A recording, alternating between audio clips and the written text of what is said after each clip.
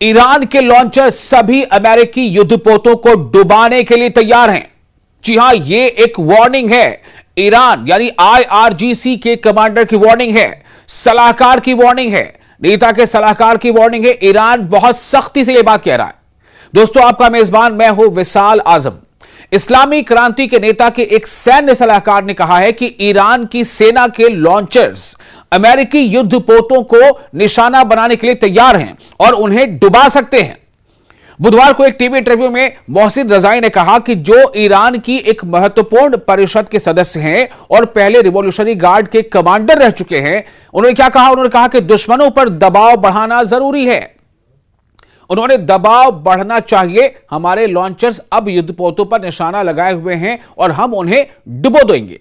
यह धमकी किसे दी जा रही है? अमेरिका को दी जा रही है।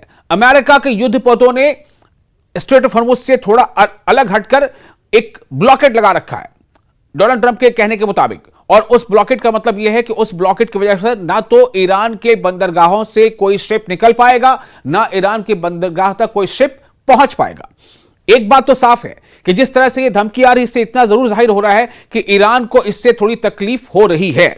लेकिन ईरान क्या कह रहा है कि अगर यह लगातार इस तरह का ब्लॉकेट रहता है तो यह सीज फायर का उल्लंघन माना जाएगा, और अगर यह सीज फायर का उल्लंघन है तो फिर हम हमला करने के लिए तैयार रहेंगे।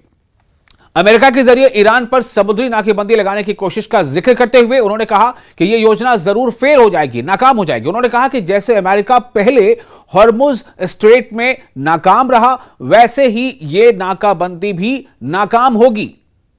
मोहसिन रजाई ने कहा कि ईरान की सेना, ईरान की फौज अमेरिका को इस नाकेबंदी में कामयाब नहीं होने देगी और उसके पास इसका जवाब देने के लिए मजबूत ताकत है। उन्होंने यह भी कहा कि अमेरिका के पास इस जंग को खत्म करने की कोई योजना नहीं है जो उसने इस्राएल के साथ मिलकर फरवरी में शुरू किया था। आपको याद है ना, 28 फरवरी वो तारीख थी जब अमेरिका और इस्राएल ने अचानक ईरान पर बिना उकसावे के हमला शुरू कर दिया था। वो भी तब जब उससे पहले बातचीत का दौर चल रहा था, जेनेवा टॉक्स चल रहे थे। जैसे अभी आप सुन रहे हैं कि कभी इस्लामाबाद में टॉक हो रही है, फिर आप सुन रहे हैं कि फिर से बातचीत हो सकती है। तो बातचीत का एक तरफ दौर जारी था, उसी दरमियान 28 फरवरी को अमेरिका और इस्राएल ने ईरान पर हमले कर दिए थे। फिर क्या हुआ? ईरान ने जवाबी हमला शुरू किया। फिर क्या हुआ? डोनाल्ड ट्रंप ने कहा कि बस एक हफ्ते की बात है, एक हफ्ते में ईरान फिनिश। हमने मिलिट्री तबाह कर दी, हमने नेवी तबाह कर दी, हमने एयरपोर्ट तबाह कर दिया, लेकिन एयरफोर्स तबाह कर दिया। लेकिन नतीजा क्या है?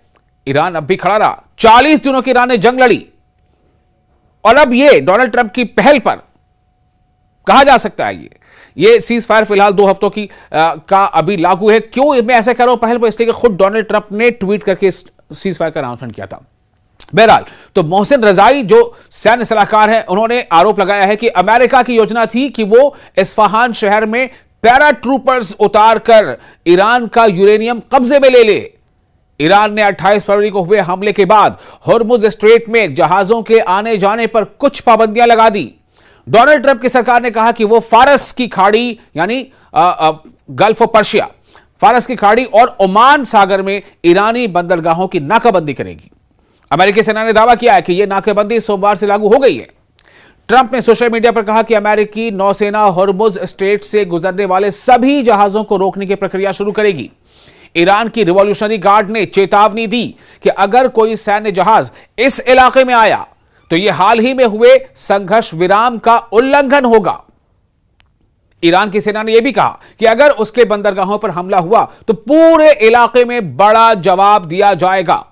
बुध को ईरान के विदेश मंत्री यानी वजीर खारजा अब्बास अरागची ने अमेरिका की कार्रवाइयों को खतरनाक बताते हुए इसे गंभीर नतायज की चेतावनी दी।